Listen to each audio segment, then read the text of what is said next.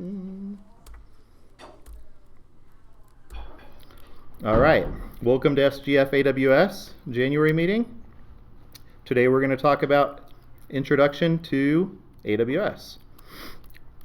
And with that, got some slides here.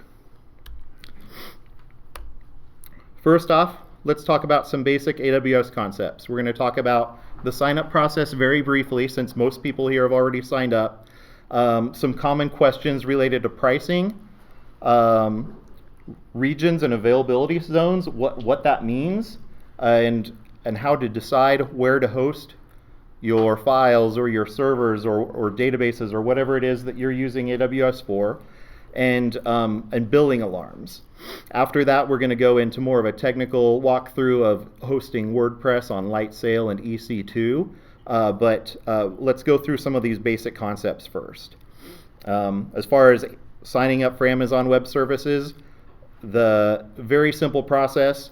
Some people get hung up during the verification process, so I encouraged everybody to sign up in advance, but hopefully that wasn't an issue for anyone. The gist of it is you provide an email address and a password, some basic contact information, specify whether it's a personal or professional account. Some people say that there aren't any differences in the account when you specify personal or professional, but if you are using this for any type of business function, or you are needing to share the account with anybody else, I recommend from the get-go you just specify it as a professional account so that you don't have any issues down the road if they change features. After that, they'll ask you for a credit card number so that they can verify your billing information, and they'll ask you for a phone number so that they can call you and verify your phone number. And they're doing that because as soon as you're signed up for that account, you have a year of access to a handful of resources, and they're trying to mitigate any abuse scenarios. So they don't want somebody to be able to set up 1,000 new free accounts and have a year free services for, say, 1,000 servers or 5 terabytes of data. I mean, that's not really the spirit of why they offer a free tier. And we'll talk a little bit more about that in the pricing. But once you've successfully verified your credit card and phone information, I mean, almost immediately you're able to log into your account and start provisioning resources. And you can go onto our YouTube channel and watch a about 5-minute walkthrough where right after the verification, I was able to start provisioning an EC2 instance. All right, so let's talk about pricing. Obviously, there's a free tier, and I'm going to pull up that website so that we can look over that information. Let's make sure everybody can see it here. Yeah. So when you sign up for a new account, this page lists all of the different things that you'll receive in the first year. The sort of more popular items, at least from people I've talked to, are the 750 hours per month of EC2, and there are restrictions on that. That only applies to certain instance sizes, but that works out to a server running 24/7 for a year. Now, if you're experimenting with Amazon and you don't need to run your server 24/7, you could potentially run up 3 or 4 servers and run them a few hours a month and still be under that $750 a month cap. Another piece, Amazon RDS. RDS allows you to host MySQL, Postgres, a number of other database services that are managed by Amazon, and again, that allows you to run a database 24/7 for a year at no charge. Or if you're just using this as a test bed, you can turn something on, turn it off, turn a few things on at a time, turn them off. As long as you stay under that 750 hours a month, you can ride for free. Amazon S3, 5 gig of storage for a year. The rates are very inexpensive, but it's nice to know that even though you put that credit card number in, at the end of the month, you're not going to get a bill for $5 or $10 or $50 or $100 unless you're going outside of this free tier. Now, some of the things that aren't included in the free tier would be registering a domain name, hosting a DNS zone. Those prices are fairly competitive with the industry. I mean, a domain name is going to cost you $10 to $12 a year. A DNS zone is going to run about $6 a year, or they break it down to 50 cents a month. When we initially started using AWS, DNS was one of the last things we moved over because we also have a hosting company, and guess what? Our hosting company hosts DNS. So it didn't make sense for us to host a ton of zones at 50 cents a pop.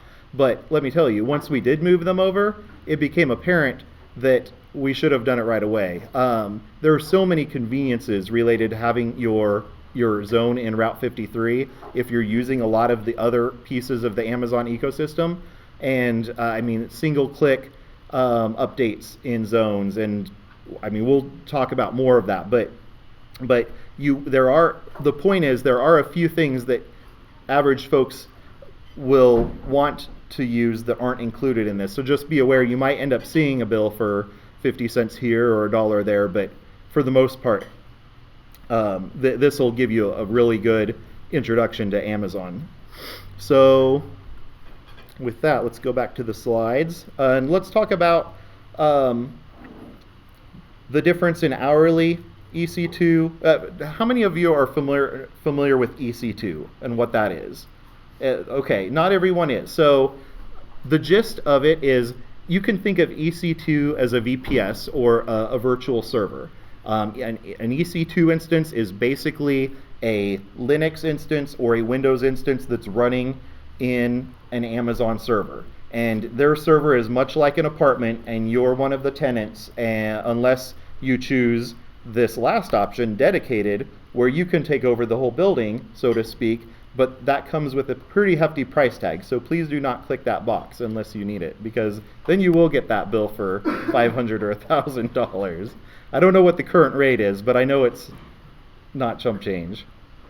There are also spot instances. When you're first getting started, that's not something that you need to worry about. I just skip over that for now. But the gist of it is, if you had a ton of instances and they were processing a lot of different data, but they didn't need to run at a specific time, they could just come up and process some more data and then shut down. You can basically bid for unused capacity, and Amazon, if you're the highest bidder, will spin up your instances, and they'll just start crunching numbers, and then when that rate changes, those instances get shut off.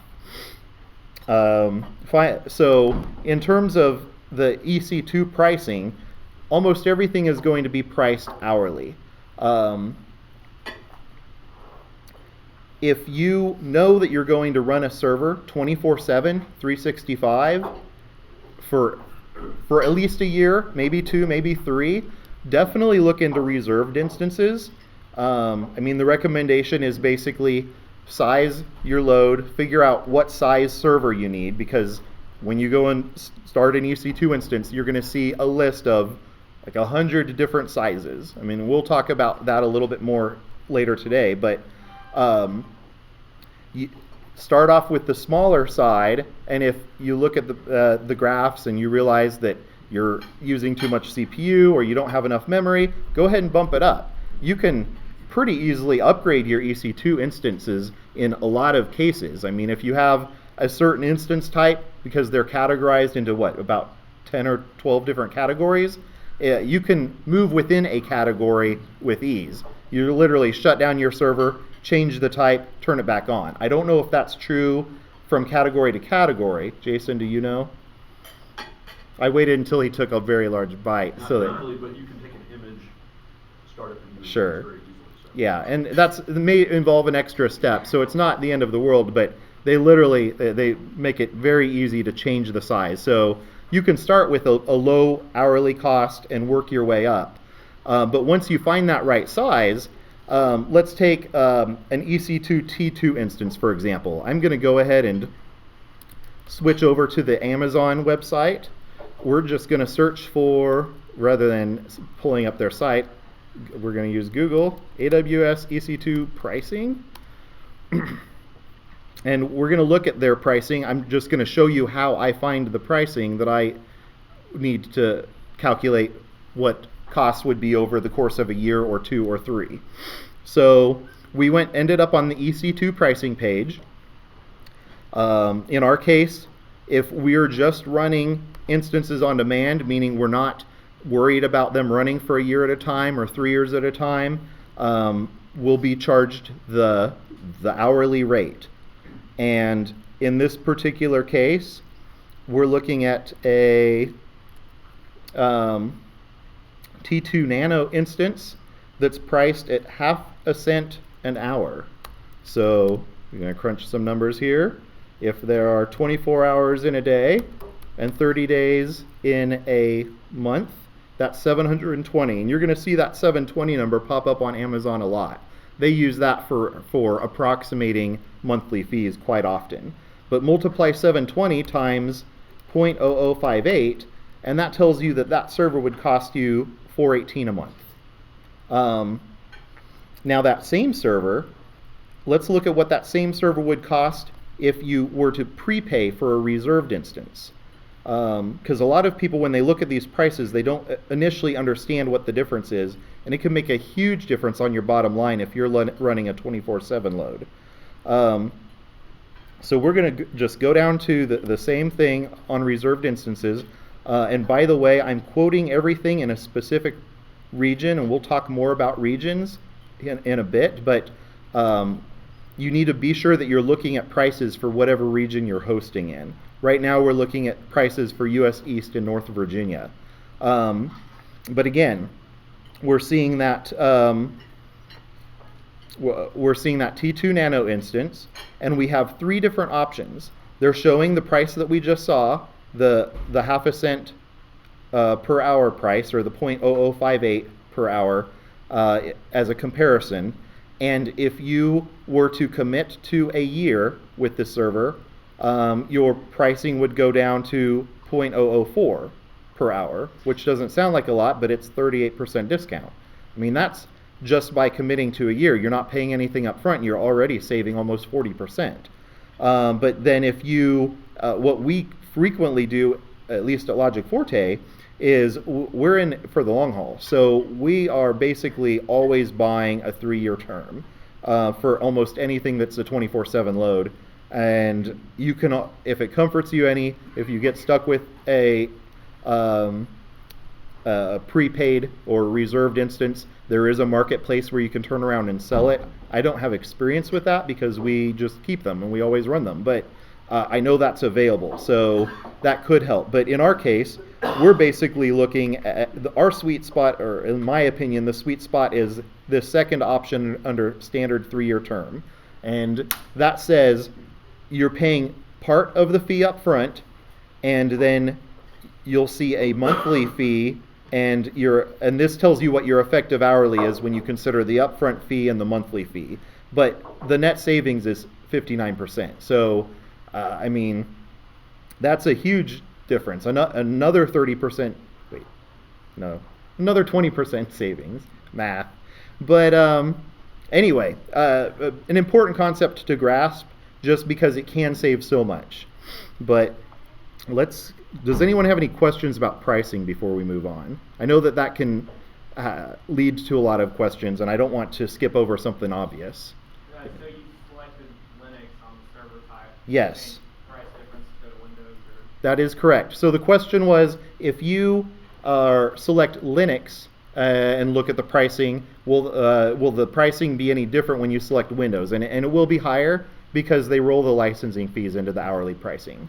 So you will see differences based on platform, definitely. That's a great question. Yes. AWS Simple Monthly Calculator is a great tool they have out there that will allow you to look at not just EC2 but all their services. Mm-hmm. And you can plug that in, plug in whatever you want. It gives you a lot more option as far as your storage you can add to it. Right there. Yep. Jason is suggesting make Simple Monthly Calculator your friend. It makes it very easy to plug in information about your use case and get an estimate of your monthly bill, because this will also factor in bandwidth costs and transfer costs, which I'm about to talk about. and a variety of other costs. Almost anything that they would charge for is addressed in here. Now, can you save this and come back and update it, or do you have to fill this out from scratch every time? I have my own spreadsheet that I use, so it hasn't ever occurred to me to. But yes, when we first started becoming comfortable with AWS, this was a go-to, and I'm glad that Jason brought it up because I haven't used it for a while, but it does help you get a feel for what to expect. And as the months go by and you realize that the numbers are on par with what it's showing, you become a little bit more comfortable with adding more services because you don't have to worry about sticker shock. All right, let's see, where are we here? Let's go back to our slides. So another pricing element that I wanted to talk about was data storage, data transfer, and IP addresses. I'm focusing mostly on EC2 today, or the virtual servers, since we're going to deep dive into that on the back half of the presentation. But we talked about the hourly fee associated with the servers. You also have to be aware that when you're storing data, they're going to charge you a per gigabyte per month fee for that. And they allow you to take snapshots of your data. So maybe you have a server with an 8 gig hard drive, and you take a snapshot of that for disaster recovery purposes. You're paying a specific rate for the 8 gigabyte of live storage that you're using for your server, and a lower per gigabyte rate for the 8 gigabyte of snapshot storage, or 16 or 24 or 32 gigabyte if you have 2, 3, 4 snapshots. You pay for each copy, so it's just the aggregate amount of storage you're using, and those rates can also be found on the pricing page that we were just looking at. You go to if you want to see those prices, you would go to the on-demand pricing page. So we're back to the Amazon EC2 pricing page. We're going to the on-demand pricing, and then we're looking for let's look for data transfer. And this rolls perfectly into the next thing I wanted to talk about. So almost all of the data that comes into your servers is free. Yes, so we've got a question. I had a question or maybe a clarification. Mm-hmm. If you take subsequent snapshots of the same drive, you only get charged for the incremental difference? That may be true. Yes, I'm getting a handful of yeses from the crowd. The question was, if you take multiple snapshots, you may only be charged for the incremental or the difference between the snapshots. And that sounds viable to me, but I'm not 100% sure on that. There are other people in the crowd that are saying yes, though.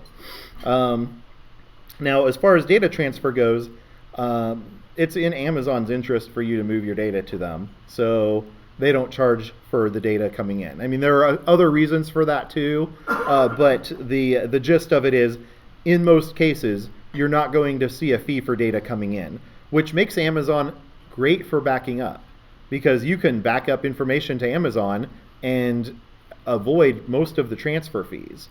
A lot of people don't think about it that way, but that was our initial use case with AWS, was sending a lot of things to S3 or to servers in Amazon just for DR purposes.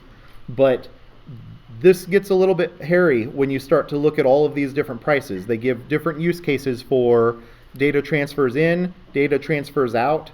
There are specific use cases when you will see a fee for a data transfer in. And those are sort of exceptions to the rule, especially early on, but you do be aware of them, and we can talk more about that later or in Slack. Those are edge cases for people who are just getting started, so I don't want to get stuck on them. Data transfer out from Amazon EC2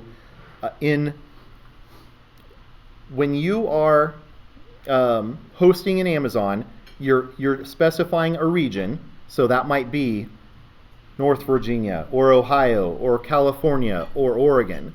But then when you drill down into that region with EC2, then you're specifying an availability zone. And a region can have multiple data centers. They call their data centers availability zones, but the easiest way to think about it is it doesn't cost them anything to move information among systems within a data center, but there is a limited capacity between data centers, so they do charge a small amount to go inter-region, so to speak, to a different availability zone within a region.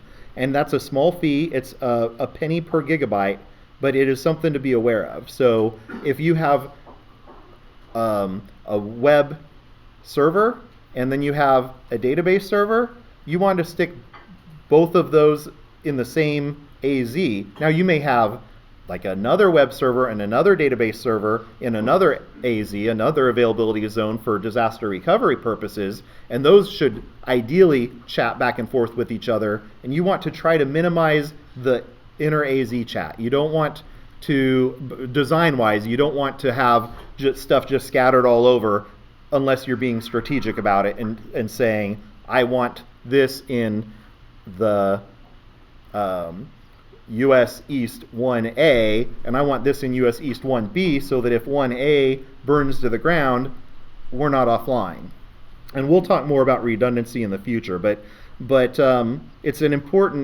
an important distinction between that and data transfer out from the EC2 to other regions or to the internet. There is a little bit higher fee to go to other regions, and then the rate to go out to the internet starts at 9 cents a gig and then comes down over time. I mean, they give you your first gigabyte for free, so if you're just testing things out, you're not going to see a bill for 2 cents. But that's sort of what to expect. And with that, let's talk a little bit more. Any questions on that before we move on to regions and availability zones? Like, nothing? Okay, good. So let's go back to our slideshow. And for those who didn't catch this, because we're recording this, what you're seeing is going to be a little bit different than what's in the stream, and that's just because that's how the recording is set up for now. Mike might be able to help me make this a little bit smoother for you, but hopefully everybody can see these slides all right. So I included a link to an AWS overview explaining regions and availability zones. I encourage everybody to take a look at that later. I'll be posting these links on our meetup afterwards. But the gist of it, we'd already touched on this a little bit. And like I said before, regions would be something like North Virginia or Ohio or Oregon or California. They're completely separate areas. All in all, Amazon has something like 20 or 30 regions now globally. But unless you're trying to reach a global audience, try to keep your data hosted in the US for cost reasons. It's just a safe play because when you get into some of the other Amazon services, they'll give you the option of US versus US and Europe versus US, Europe, and Asia. And as that grows, the price goes up. So try to keep everything in the US, ideally all in one region, unless you're specifically hosting things in multiple regions for DR purposes. But from a simplicity point of view, when you're first getting started, choose a region that's closest to your end users and just stick with it. That seems to be the best rule of thumb at this point. I mean, if you're based here, but all of your users are in California, it should probably be in Oregon or California. I mean, your personal interaction with Amazon is going to be very similar from region to region, but just the overall benefit of having that information closer to your end users makes it worth hosting in a region close to them. Now, if they're all over, then it probably doesn't matter. I mean, in our case, our customers are all over the US, so we just went with the standard region, North Virginia, and then grew into another region as we started to develop sort of a DR plan. Availability zones, we talked about those. Just think of them as separate data center buildings within the region, and those are generally separated by miles. I mean, you wouldn't have a data center and then another data center across the street. If you think about Columbus, Ohio, and look at where they ended up putting those, I mean, they're all around town in different suburbs. Data transfer pricing, I touched on that a little bit, but the important distinction here being If you're staying within the availability zone, you're going to see the lowest costs, usually free. If you're staying within a region, that would sort of be the next increment cost-wise. And then if you're going outside of regions, you start to see the internet pricing, or that 9 cents a gig. Any questions on regions and availability zones? If not, let's walk through setting up a billing alarm. That's probably, from a comfort point of view, for people who are first getting started, one of the best things that you can do. And you can set up incremental billing alarms that will trigger every single time you hit a new threshold. Amazon has a great guide on this, so when you get back to the office or home and are ready to set these up, you can follow their guide step by step. In fact, we'll go through that today just so that you can see where I'm pulling some of this information from. But the gist of it is, we're going to enable billing alerts on the account, and then we're going to create a billing alarm. We'll probably create several of them. In this case, I'll set up an alarm for $5 and then $10. I wish that our alarms were set that low, but that'll at least avoid surprises so that you don't get a bill for $20 if you're just playing around with Amazon, or it's not in production yet. Maybe you forgot to shut off a server or turn off a resource or what have you. And then we'll check that alarm status. Has anyone here set up a billing alarm before? Jason looks like he has. And you have? All right. Well, I encourage everyone else to do that because it can help you avoid surprises. Okay. So I followed that link to an Amazon page that talks about creating a billing alarm to monitor your estimated AWS charges. Again, we're going to enable billing alerts, and it talks about that here. We're working off of a fresh Amazon account or AWS account, so I will have to go in and do this. I set up an account just for the group. It's telling us you must be signed in using root user credentials. We'll talk more about security of your account later, but the gist of it is, when you first set up an account and you give that email address and that password, those are your credentials. As your account grows, if you're using it for your company and you have dozens or hundreds of servers and you have multiple people involved in using that account, it is possible to set up separate IAM users that have access to the console and can get to specific things. You don't want to share that password among everybody on your team if some people only need access to make sure the backups are running and other people need access to everything, and then yet other people only need access to billing information. Amazon is awesome about letting you give that fine-grained control. So with that, we're going to follow their link to go to the billing homepage, go into preferences, and choose receive billing alerts. Should already be logged in. Make sure. Yeah.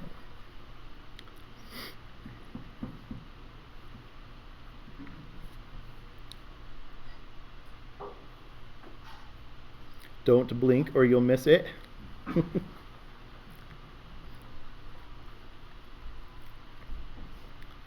All right. Preferences. And it's estimating that will be at $12.01 because I registered an SGF AWS domain name for $12.00. So I don't know how they handle the 1 cent bill at the end. I think they go ahead and charge it just to get you in the habit. But that billing mechanism is usually pretty accurate. There are a few exceptions, and we can talk about those in a future meeting, but fixed rates and reserved instances can throw it off a little bit toward the beginning of the month, but seems to be getting better over time. So I went into preferences, clicked receive billing alerts, and that is done now. So we're going to go back to our guide. We're going to create a billing alarm. And it's going to have us open the CloudWatch console. We're going to change to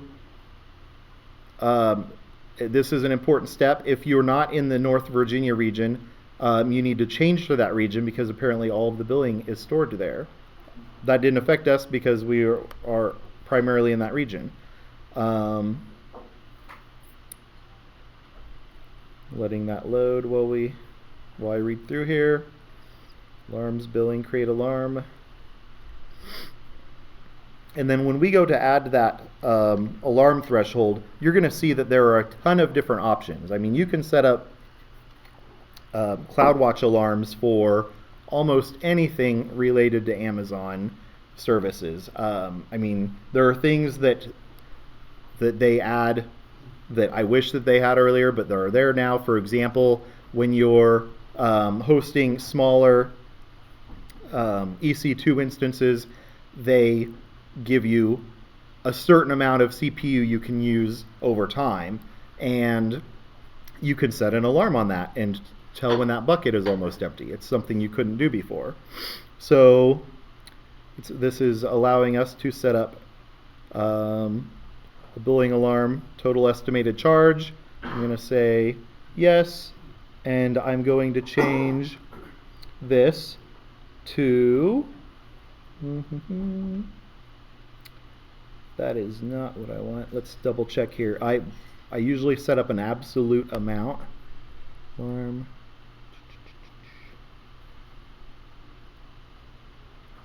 Yes. All right.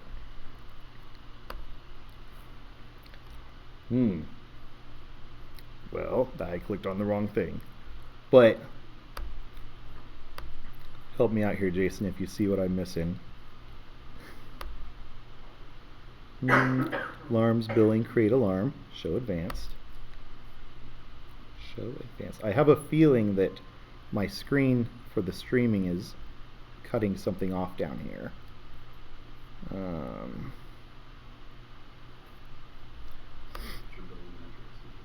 Anyhow, well, let me show you on one of our other accounts what this looks like. So once you have your alarm set up, let's say you want to make sure that your charges haven't exceeded a couple $1,000. This is what that setting looks like. And the walkthrough will explain this, because I did confirm this matches the walkthrough. Whenever charges for estimated charges is equal to or greater than your dollar amount, then you can choose an action. In this case, I've set it up to send me a notification by email.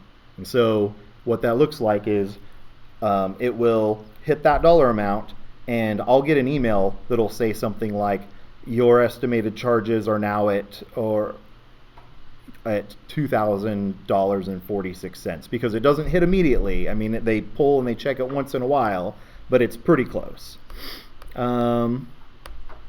Let's see. So let's go back. What are the different options that you can do when the alarm triggers? That one was just sending you an alert. Oh, sure. So, no, that's a good question. That's not what. You can, in a roundabout way, code things. Amazon does not have a kill switch by default, but you can develop something like that.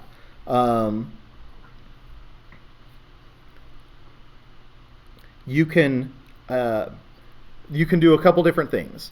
First off, this is the CloudWatch piece is very useful for growing or shrinking your load. So if you set up an alarm and it sees that your CPU utilization is too high across a number of servers, you can add more servers. If you see that it's too low, you can shrink servers. But that's sort of an advanced topic.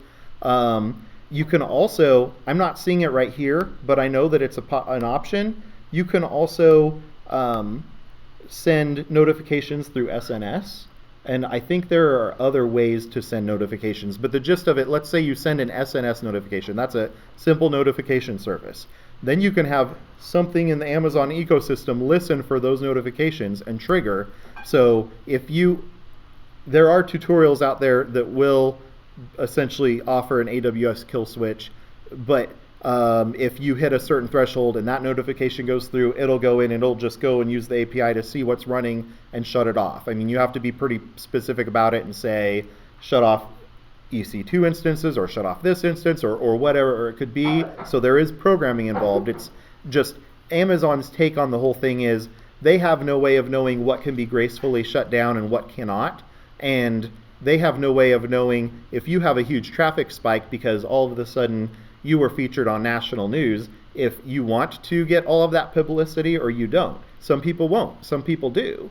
And so it's not their place to make that call, and they don't have a really good way of knowing what is safe to shut off. I mean, you lead down a rabbit hole of, so, okay, we shut off the servers. Do we also shut off the databases? Do we delete the data? I mean, where does it end? But you can limit what's happening, but yes, that's just not built in by design for whoever suggested shutting things off. Good question, That's though. some billing just there is what you were saying, because Correct. depending on what you're monitoring, Mhm. you take different action types. Right, and that gets into more of a programming angle. You can make Amazon do whatever you'd like. Are you saying that the API will also do things? You can have it like if something is unhealthy, Mhm. trigger, and it will spin up new resources or decrease resources or different thresholds for scaling and such to do different things for you. It depends on what you're monitoring and how you're set up. as to Okay. What you can do. So Jason says that depending on what is happening, you do have other options. There are other actions available. Any other questions about what we've talked about so far? Otherwise, I'm going to walk through setting up WordPress on Lightsail and on EC2. I'm going to talk a little bit about the difference before we get started, but I don't want to drop anyone who is... Can you go, if you are in the wrong data set, how do you move between, like if you put in Ohio instead of Virginia? Right. So the question is, what happens if you end up in the wrong data center? Can you move your information? You can by hand. There isn't an automated way to do that. That is a lot different situation than if you have the wrong size virtual server or EC2 instance. You can't just shut it down and change the instance type and turn it back on and boom, you have a faster server, a slower server. That is possible, but you can't shut it down and change the location and boot it back up. They won't automatically move any data from anything I've ever seen. I mean, that question comes up a lot in the different things that I read, and the answer always seems to be, it is possible to do it yourself, but there isn't an interface option where you can just say, now I want this server in Oregon, or now I want this S3 bucket in California. You'd have to run a command that copies everything from one bucket to another or from one server to another, and it can be done. It's just a manual process. How do you know what your default is? Good question. So he asked, how do you know what your default location is? And right now I'm in the AWS console, and up in the upper right corner, I have a couple of different things here. This SGF AWS drop-down menu is my user menu, and right next to it is the region menu. And right now it shows that I'm in US East, North Virginia. That'd be US East 1. And I can switch over to any of these other regions and manage assets in those regions. But if you're just getting started, I'd recommend sticking with one region, and AWS will typically remember which region you left off in. So when you log back in, if you have started using Oregon for all of your hosting, when you log back in, it should drop you in Oregon. But don't freak out if you log in and all of your servers are gone. It just means that for whatever reason, it's showing you the wrong region. It's a common problem. I know that our companies have told us which region to use, or if you're doing, say, Alexa development, it says go to this region. Okay. Is there an easy way to know what region to join if you're trying to do something specific? Is there a list of what regions do what? Pretty much all regions do everything in the US. There are exceptions outside of the US, and there are new features that are released region by region. So if there's something very specific that you need that is going to take research on a case-by-case basis, as a general rule of thumb though, most features are available in all US regions. There are the exceptions that come to mind are things like the way S3 handled uploads for a long time. If depending on the region you were in, some regions you would have basically immediate access to the file, other regions were delayed.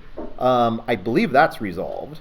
if you access Amazon correctly. Or a certain way. Jason, do you know of any other examples where the regions might be different other than brand new features? Just with new features when they roll stuff out, but I would say that also if you're within one region and you want to move between availability zones, it's very straightforward and simple of just moving it. If you want to go to the other region, they did enable cross-region copy so that you can actually move an AMI image to a new region and just start it up there, and that was a huge time saver. So the reason why I asked is I chose personal instead of professional, which was the free version. Sure. And it moved me to global. And my regions are grayed out. Okay. That's the reason for the question, if you care. Interesting. Yeah, I've never set up the comments were they make it pretty easy to move your information and your servers within a region. And then another comment was if you set up a personal account, Bob isn't seeing the region list, he just sees global. And most likely when you set up a personal account, they're just landing you in North Virginia in their standard region. That would be my guess. We can take a look at that afterwards though. Let's keep moving because I do want to demonstrate this next piece. So we're going to talk just a little bit about walking through WordPress hosting on Lightsail and EC2. How many of you have used EC2? Okay, a few folks have used it. How many of you have used Lightsail? Okay, a few fewer, but there's still a few out there. So Amazon introduced Lightsail to make AWS more accessible to more people. Rather than having a ton of different prices, they let me just pull up a page here that talks a little bit about this. But AWS Lightsail, they offer more of a flat rate product. So for folks that aren't really sure what half a cent an hour and however many gig or cents a gig are going to add up to, they can have a little bit more confidence in what that end cost is going to look like. And Amazon handles a little bit more of the heavy lifting for you. Here's what the pricing looks like in a Linux situation. The walkthrough we're going to do today would cost you $5 per month. That's a server with half a gig of RAM, 20 gig of storage, and 1 terabyte of transfer per month. I mean, that's works out to $60 a year, and there's no way to really increase or decrease that unless you go above your transfer threshold or need more storage, which leads to upgrading that server or memory for that matter. But they don't offer reserved instances for this, so you wouldn't say I'm going to use this for a year or 3 years and cut your cost by 60%. That feature is only available if you're using the EC2 platform. Now, this does ride on top of EC2, but like I said, they're just trying to make it easier and more accessible to folks that aren't real sure which options they need. I mean, they know they're going to set up an EC2 instance and they're going to choose these options for you. So let's go ahead and walk through this. I've got a link here that will show you how to do this in the slideshow. And I'm going to pull that up so that you can see it, but this is very, very straightforward. And I'm walking through Lightsail first because I fear we're going to run out of time, and I think you're going to understand how much of a difference there is in the two platforms. All right, so let's go back to Lightsail. We're going to get started for free. And it's going to ask us a few questions. We're going to have to choose the size of our server. We're going to have an opportunity to choose what app we want to deploy on the server.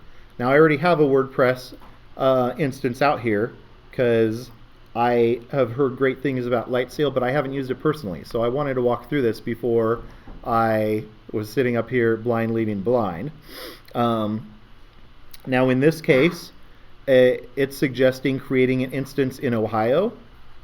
We could change the AWS region or an availability zone, but I'll stick with their suggestion since we're treating this as a new account, and don't have really a specific end user case other than Springfield, and that would be the closest.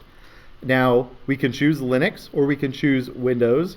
And then when we choose Linux, we can choose WordPress or a variety of other things if you want to roll out Node or Drupal or Nginx or what have you. We're going to go with WordPress. They have some other options here. You can, if you're planning to SSH into your server, you will need to download an SSH key pair. And they make that very easy. If you're on the EC2 side, you have to generate that pair. And with this, they've already done that for you. Now you choose your server size. We're going with the $5 a month plan.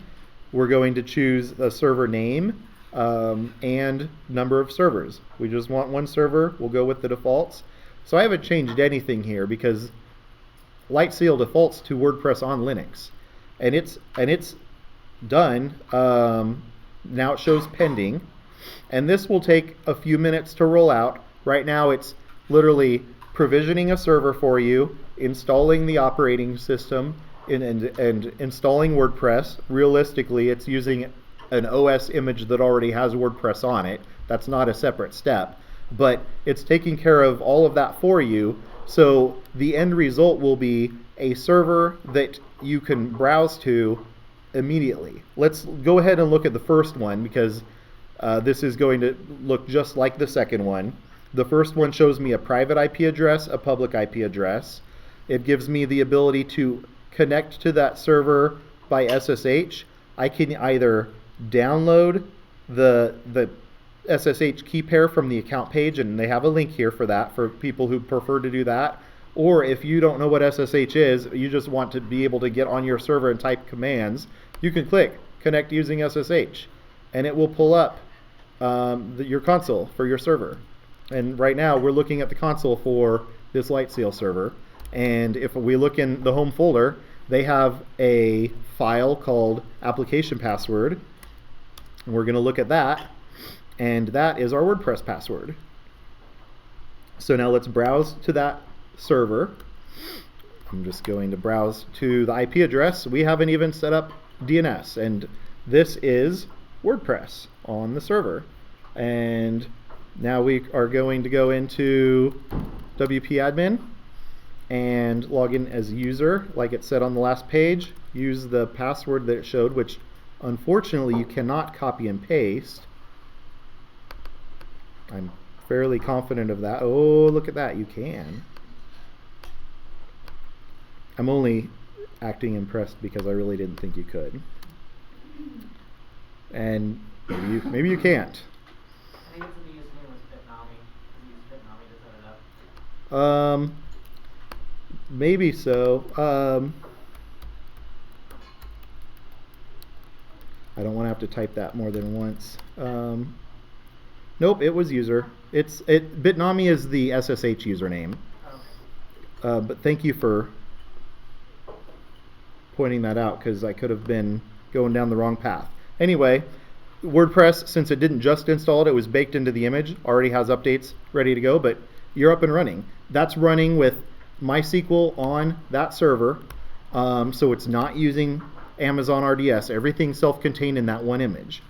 Now let's go back up a little bit, and I'm going to just walk through some of the actions related to setting this up on EC2. I have a feeling we're going to run out of time here, so we may not get through the whole thing, but I think the takeaway from this is going to be that if you're looking for simplicity, you can't beat Lightsail. But you do get a lot more power and flexibility out of setting up your EC2 instances separately. Ben? Do you ever get worried about how quickly you can spend money on that? You can spend $5 with like one click. I didn't even like stop. Now that's sure. right. Now that's $5. That's prorated $5. So that instance has been running since yesterday, and I've already racked up 1 cent. Actually, no, I take that back. If you stop it, Lightsail, yes. If you stop it, you stop the fees. I take that back. That 1 cent probably is not Lightsail. I believe my first Lightsail instance is free for the first month. So that's not the same as the 1 year free tier. Lightsail is different in that they don't give you the entire year, but I believe they do give you the entire month. So yes, the great point. I probably will get dinged for $5 or a fraction thereof for the second instance, but your first instance is free. And they even highlight it when you look at the different circles that showed 5, 10, and so on. They had a badge that showed this is free for the first month. So they make it easy to tell exactly what you're getting. But if you accidentally click one, you can always just turn it back off. Correct. Maybe you spent a penny, but... Right. I don't think that they charge upfront on that. I'm pretty sure that's prorated, just like everything else. So if you use it for 1 day out of 30 days, you'd end up spending 15, 18 cents. Yes. That's the way most Amazon services are too. It's a utility type model where you turn the lights off, you're not paying for them. You turn it on, you are. Something I wanted to call out is if you accidentally, you're messing with, say, a large server or something, a large server instance, and you forget to turn it on, and you see your bill is $500, it's happened. Call them right away and just ask. And in a lot of cases, they'll give you credit and forgive you for it. Oh, good. So the comment was, if you do accidentally fire up a large server and you forget to shut it off, Amazon can be fairly forgiving. I anticipate if you do that every day for a year, that might not fly after the first few calls, but I've heard that on other things. If something happens and you have some humongous bandwidth spike because, let's say, somebody accidentally left their AWS keys in the code that they committed to GitHub. It's been known to happen. Fortunately, it has not happened to us, but I've read the stories, and same type of deal. I mean, even whether it's on your end or a hack situation, if it's not frequent, they have some leeway there. Just reach out to them right away, and that goes back to the billing alarms. If you don't know about it until the end of the month, you might have a little bit harder argument to make if this has been going on for 3 or 4 weeks, versus if you catch it right away, you might be okay. And billing alarms and stuff work in the Lightsail as well? Yes, because those are, if you set up the billing alarms, that's tied to your overall spend, and that's an AWS account spend. I had to think about it for a second because they treat Lightsail as a separate product in a lot of ways, but at the end of the day, it still shows up in your AWS billing account, so that would catch it. And we are out of time, so I'm not going to be able to walk through this, but I'll give you sort of the 2-minute overview.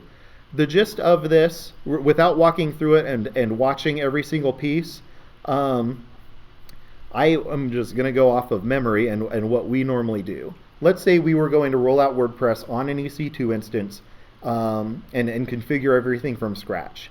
We would go into the Amazon Web Console. Let me make sure that's what everybody's seeing, yeah. And we would go to EC2. I'm going to go ahead and spin up an instance and walk through some of the major sticking points on it, just because I feel like the takeaway from loading WordPress on an EC2 instance is what is important when you are, hold on, not sure why I got kicked out of, or why it doesn't know my password. That's not good. I have the password, but I don't need for everyone to see it, so give me just a second.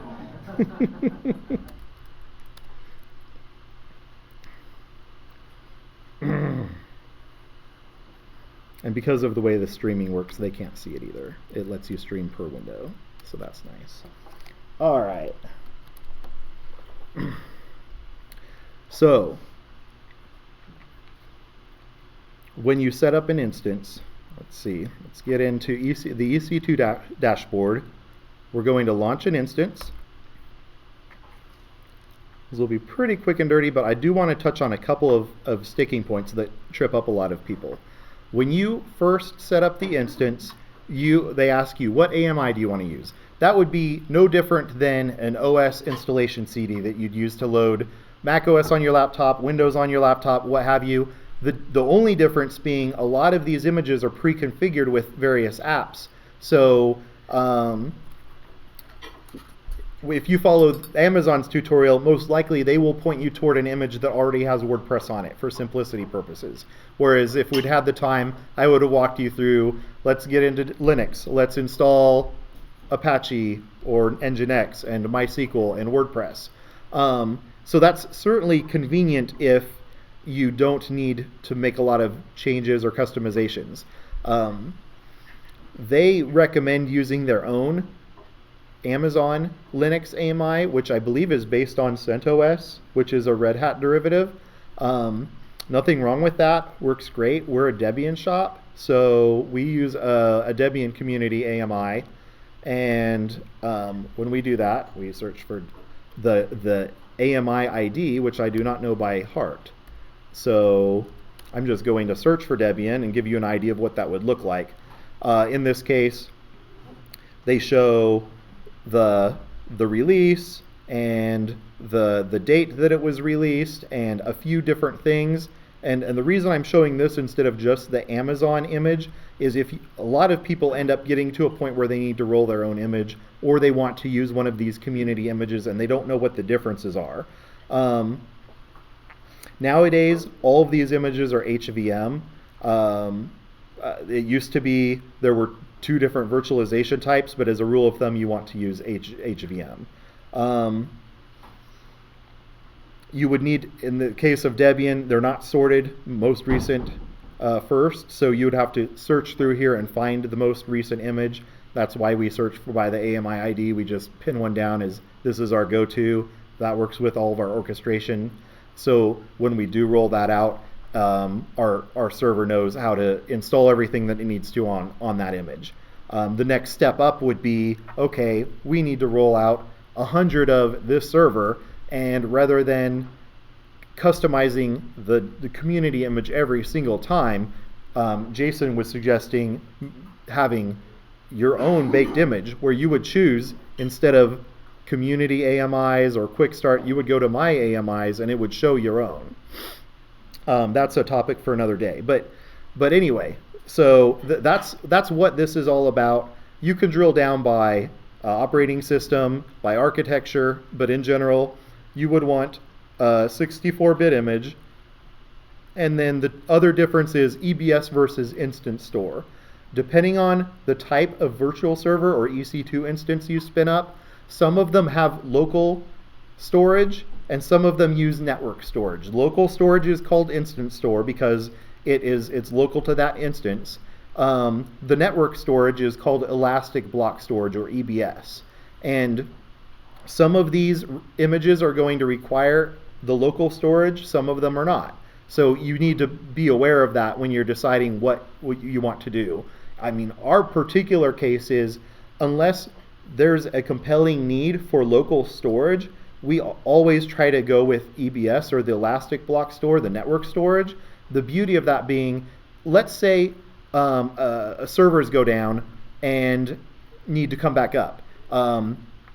If the servers, going back to the apartment analogy, if the apartment burned down, if that server that was hosting your servers went offline and you had an instant store and you were relying on that, whatever data was in that is gone.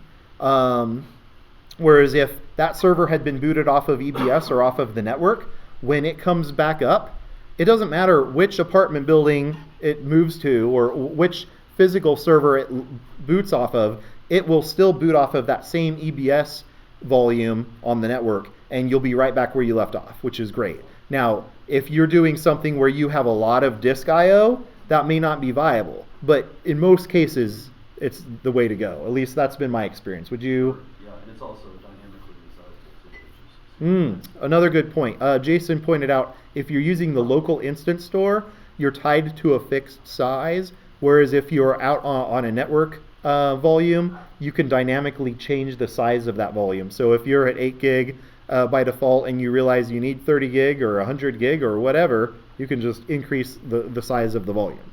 So anyway, we choose this. We're going to go with an Amazon AMI. It's asking for the instance type. Like I said before, there are a ton of different instance types here with a ton of different specs.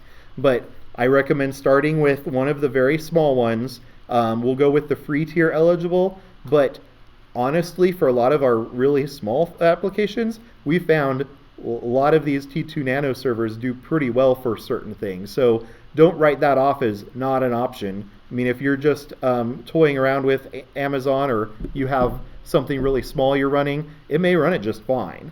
But we're going to configure instance details. This is where you have an opportunity to choose what network you're on. I mean, normally, by default, you'll only have the one network in your region, but then you can choose the subnet. This is how you're deciding what data center you're in. That is the AZ.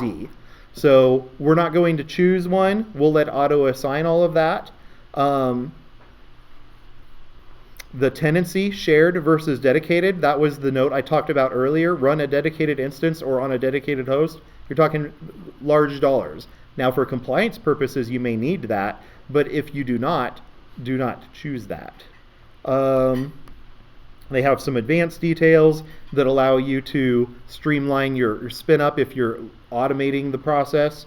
We're going to add storage by default. It gives us 8 GB on an SSD drive. And that's an EBS volume, so that's out in the network. We could change to a magnetic disk if we wanted at a lower cost, but also lower performance. Or if we needed a lot of I/O, we could pay for that I/O, but you're talking a large price tag, so avoid that unless you need it. And now we're going to review it, and then we can click launch. It's telling us we won't be able to access this server unless we download a key pair. So I am going to proceed without a key pair and acknowledge that I won't be able to SSH into the server. There are some people that don't ever SSH into their servers. They're so automated that they rely solely on the logs coming out of their servers to a central location to see what's happening with their workload. So that is a viable option, but normally when you're starting out, you would need a key pair. I'm going to skip that for now to save time and go ahead and launch and let you see that it's starting up. And here within the next few minutes, we would be able to ping that server. If it was set up in such a way that it would automatically provision whatever app we're running, we would be able to hit that server through the internet, whether it be HTTPS or whatever other service might be hosted on it. And literally, this process only takes a few minutes. So that will change from pending to a green, and it'll be ready to go. You'll even be able to ping it before it turns green in most cases. Hey, Jason. Yes. Do you keep that key pair on the server after you kind of get in, or is it better practice to then kind of remove it and add people individually? So the question has to do with how do you handle the key pairs, and that's an excellent question I take for granted. An SSH key pair has two pieces. It has a private key that should only be on your local computer, and it has a public key that's out on the server. So we're watching for this server to start responding to pings. It should start here in just a moment. But when you download that key pair, the reason they give you the private key and the public key is because you may want to use that key pair for other servers besides Amazon servers, and this allows you to upload the public key to other servers that may not be on Amazon and use the same key for everything. But that private key is essentially the key that's unlocking the door and letting you in, and you wouldn't ever put that on a server. You would only have that locally on whatever workstation is accessing the servers or whatever Bastion host is accessing the servers. I mean, we use jump hosts where basically we have a key that lets us into our network, and then from there, that's where the private key resides, and that allows us to get to whatever Amazon server we need. I guess more what I'm asking is, could you then share that key file for other people to get into the server? Or is it better just to keep that, in control of one person or an administrator or something? That's a good, okay. The question is, how do you handle shared administrative access with key pairs? And that can be done a couple different ways. Usually what will happen, they let you manage multiple key pairs. So if you have different groups, let's say, maybe some people need access to these servers, some people need access to those servers, you can have a separate key pair for the servers over here versus the servers over there. Sounds sort of like a rap video. But anyway, that would be the way to handle it, and then really limit who has access to those keys. Honestly, in our case, those keys are only used for the initial login into the server, and then every single administrative type user that would need access to any of the servers has a local login with staff type privileges, and they can log into the server with their own key pair that our systems manage separately. And that's the better way to do it. You really don't want those keys out floating around, not necessarily because of your internal users, more because you don't want somebody else to get access to those keys. Malware nowadays is always watching for things like digital currency public-private key pairs to swipe wallets. Those, I've been told that those type of malwares also watch for access type public-private key pairs. So if it's sitting in the wrong place at the wrong time, someone else may have access to your servers. Yeah, But anyway, I'm not real sure why the server hasn't come up, but it says it's running, unless I'm pinging the wrong. Oh, I know what it is. When you set up these servers by hand, you have to set up a security group that allows access to the server. It's essentially a firewall for Amazon servers. If we look at this server and we go look at the security group, it's probably going to be very basic. You have these inbound rules, and it allows 22 in, but it doesn't allow anything else. So I could SSH to the server, but I would not be able to ping the server because of that. And since I don't have a key pair, I won't be able to log in, but it should accept the connection. Yes, and it is trying to negotiate, but it isn't going to let me log in without the key. Anyway, that's the difference between provisioning on Lightsail versus provisioning on EC2. We're out of time, and we're going over, and I apologize for that, so I'm going to hold any questions till afterwards. If you do have questions, feel free to stick around. I'd love to visit. I can stay as long as you need. If not, next month we'll be talking about monitoring resources on Amazon. Going to send out a survey with asking people to give feedback regarding topics, feedback regarding location, feedback regarding meeting time of the month, whether this time of the month works okay. I know a lot of groups meet in the evenings, so I thought I would try a lunch meeting since the evenings are pretty saturated, just to try something different and see if it worked. And I mean, we had a great turnout, so it sounds like it's going to be viable, but watch for that survey and please respond, even if it's status quo. I mean, if you're happy with what you're seeing so far, we'll just keep it up. But if you would like to see changes, or you have specific AWS things you'd like to see addressed in the year, let me know so we can make sure it's on the roadmap. I've already got 8 or 9 of the 12 months planned out, but very flexible. So we don't necessarily have to stick to a particular plan. I just wanted to be ahead of the curve and have content for everybody so that I could be thinking about it ahead of time and reaching out to people who can speak on things if I don't know. I mean, I can certainly hit introductory courses. There are other Amazon services I can certainly speak to, but like Jason here, he has experience with a variety of services that I've never even used. And if folks in this room need to hear about those services, I mean, he would be an expert to talk about them. So until next time, thank you very much for coming out, and please be sure to come up if you have any questions, or stick around and we can sit around and talk if you have time too. Awesome, thanks. All